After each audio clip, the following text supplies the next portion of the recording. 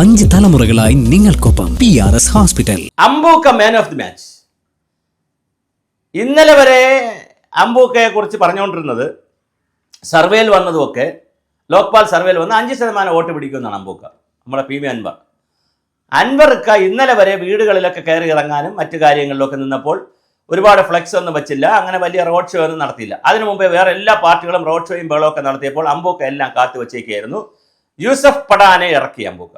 അതൊരു ഒന്നൊന്നര ഇറക്കായിരുന്നു.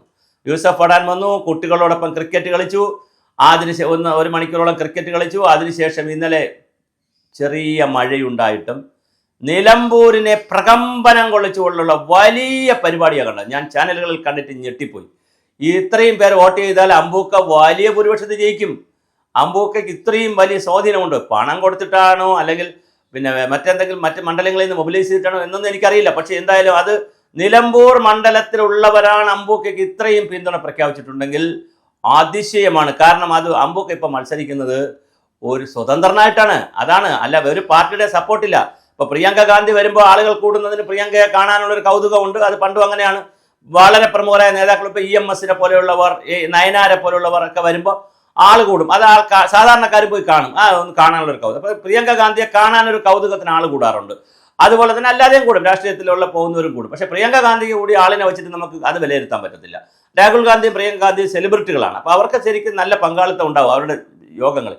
ഇപ്പോൾ ഇന്ദിരാഗാന്ധി വരുമ്പോൾ വലിയ പങ്കാളിത്തമാണ് വരുന്നത്, ആളുകളുടെ വലിയ പങ്കാളിത്തം. നെഹ്റു വരുമ്പോഴൊക്കെ വലിയ വലിയ ജനക്കൂട്ടമാണ് ഉണ്ടാവുക. പക്ഷേ അതിൽ നിന്ന് വ്യത്യസ്തമായി ഒരു സ്വതന്ത്രനായി നിന്ന അംബൂക്ക 2 കാര്യങ്ങളാണ് ഇന്നലെ തെളിയിച്ചിരിക്കുന്നത്. ഒന്ന്, തൃണമൂൽ കോൺഗ്രസുമായി ബന്ധമില്ല എന്ന് പറഞ്ഞിട്ട് വേറെ കുറേ തൃണമൂൽ കോൺഗ്രസിൻ്റെ കണ്ണാപ്പികൾ ഇവിടെ ചില പ്രസ്താവനകളൊക്കെ ഇറക്കി. അവരെ സംസ്ഥാന നേതാവ് എന്നൊക്കെ പറഞ്ഞ് ഒരു വനിതയും 2 പുരുഷന്മാരും ഒക്കെ ചേർത്ത് അവരൊരു പത്രസമ്മേളനത്തിൽ ഒരു കത്തൊക്കെ കൊടുത്ത് അത് സോഷ്യൽ മീഡിയയിലൊക്കെ വളരെ ആക്റ്റീവായി കിടന്നു. കേരളത്തിലെ തൃണമൂൽ കോൺഗ്രസുമായിട്ട് അൻവറിന് യാതൊരു ബന്ധമില്ല, നാഷണൽ ലെവലിലെ തൃണമൂൽ കോൺഗ്രസുമായിട്ട് ബന്ധമില്ല, തൃണമൂൽ കോൺഗ്രസിൻ്റെ നാഷണൽ ലെവലിൽ നിന്ന് പറഞ്ഞിരിക്കുകയാണ് പതാക ഉപയോഗിക്കരുത്, ചിഹ്നം ഉപയോഗിക്കരുത് എന്നൊക്കെ പറഞ്ഞ് വേണ്ട ബഹളം ഉണ്ടാക്കി. പക്ഷേ അതിനെയെല്ലാം അപ്രസക്തമാക്കിക്കൊണ്ട് യൂസഫ് പടാനെ ഇറക്കിയതോടുകൂടി കേന്ദ്ര തൃണമൂൽ കോൺഗ്രസിൻ്റെ കേന്ദ്ര കമ്മിറ്റി മമതാ ബാനർജിയുടെ അനുഗ്രഹവും ആശീർവാദവും ഉണ്ടെന്ന് അൻവർ തെളിയിച്ചു ഇന്നലത്തോടുകൂടി.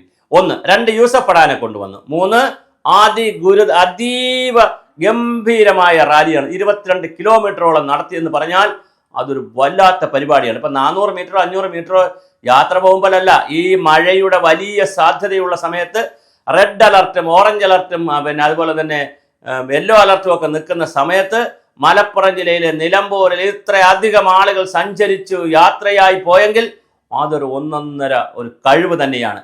ഈ യാത്ര പോയ ആളുകൾ, പിന്നിലുള്ള ആളുകൾ, അതുപോലെ തന്നെ അദ്ദേഹം യാത്ര പോകുമ്പോൾ ധാരാളം ആളുകൾ അദ്ദേഹം വശങ്ങളിൽ നിന്ന് അദ്ദേഹത്തെ കൈവീശി കാണിക്കുന്നുണ്ട്, കെട്ടിടങ്ങളുടെ മുകളിൽ നിൽക്കുന്നുണ്ട്. ഇതൊക്കെ ചാനലുകളിൽ വന്നതാണ്, ഇന്നലത്തെ ചാനലുകളിൽ കണ്ടതാണ്. അതെല്ലാം വോട്ടായി മാറിയാൽ അംബൂക്കയായിരിക്കും തീർച്ചയായിട്ടും man of the match. Yusuf Pathan അവിടെ നിന്ന് പ്രഖ്യാപിച്ചിട്ടായിരിക്കും പോയിരിക്കുന്നത്. ബൗളിംഗ് തുടങ്ങിക്കഴിഞ്ഞു, അംബൂക്ക ബാറ്റിംഗ് ആരംഭിച്ചു. അവസാന ലാപ്പിലാണ് അംബൂക്ക. എല്ലാ കളിയിലും അങ്ങനെ തന്നെയാണല്ലോ. കളിയിൽ ആദ്യമൊക്കെ ടെസ്റ്റ് ആയാലും പിന്നെ ഏകദിനമായാലും ആദ്യമൊക്കെ ചെറുതായിട്ട് T20 ആയാലും ചെറുതായിട്ട് കളിച്ച് 1-2 വിക്കറ്റൊക്കെ വീണ് കളി മുറുകുന്നത് അവസാനത്തെ 4-5 ഓവറിലാണ്. എന്ന് പറഞ്ഞതുപോലെ ഇനി 4 ദിവസം മാത്രമുള്ളപ്പോൾ, നാളെ കൊണ്ട് ഇത് അവസാനിക്കണം, നാളെ മറ്റന്നാൾ കൊണ്ട് ഇത് അവസാനിക്കണം, പ്രചരണം അവസാനിക്കണം. ഇനി 2 നാളാണുള്ളത്. ആ 2 നാളുള്ളപ്പോൾ വലിയ ഒരു ഇറക്കം നമ്മുടെ അംബൂക്ക ചെയ്തിട്ടുണ്ട്. അപ്പോൾ അൻവർക്ക് ഗോൾ അടിക്കാനും സിക്സർ അടിക്കാനും തുടങ്ങിയിട്ടുണ്ട്. അത് ഒരു ഓവറിൽ 6 സിക്സറൊക്കെ അടിക്കുന്ന പോലെ അംബൂക്ക അടിച്ച് കയറ്റുമോ എന്ന് നമുക്കറിയില്ല. എന്തായാലും യൂസഫ് പടാൻ വന്നപ്പോൾ വലിയ ഊർജ്ജമാണ് അദ്ദേഹത്തിന് കിട്ടിയിരിക്കുന്നത്. മണ്ഡലത്തിൽ ചെറുപ്പക്കാരുടെ വലിയ സാന്നിധ്യം ഉണ്ടായിരിക്കുന്നു. ഇന്നലത്തെ റാലിയിലും ബൈക്ക് റാലിയിലും കാർ റാലിയിലും ഒക്കെ ഇതെല്ലാം വോട്ടായി മാറുമോ? അതോ പണ്ട് അടൂർ ഭാസി ഒരു സിനിമയിൽ ഈ സ്ഥാനാർത്ഥിയായി സ്ഥാനാർത്ഥി സാറാമ്മയിലാണെന്ന് തോന്നുന്നു, മത്സരിച്ചതിന് ശേഷം നാട്ടിലെ ആളുകൾക്കെല്ലാം ഇലയിട്ട് ചോറ് കൊടുത്തു, ഇലയൊക്കെ എണ്ണി നോക്കിയിട്ട് ജയിക്കുന്ന വോട്ടിൻ്റെ എണ്ണം പറഞ്ഞെങ്കിലും അവസാനം ഇല ഉണ്ട ഒരാൾ പോലും വോട്ട് ചെയ്തില്ല എന്നൊരു കഥയുണ്ട്. അതുകൊണ്ട് അംബൂക്കയെ ഈ ആളുകൾ പറ്റിക്കുമോ, അത് അംബൂക്കയാണോ നേടുക എന്നുള്ളത് എന്തായാലും ഇന്നലെ മുതൽ ഇപ്പുറത്തെ ക്യാമ്പുകളിൽ, അത് സ്വരാജിൻ്റെ ക്യാമ്പിലും അതുപോലെ തന്നെ നമ്മുടെ ആര്യാടൻ ഷൗക്കത്തിൻ്റെ ക്യാമ്പിലും ചെറിയ വിറയൽ തുടങ്ങിയിട്ടുണ്ട്. എന്തായാലും അംബൂക്ക അടിച്ചു കയറിപ്പോവുകയാണ്.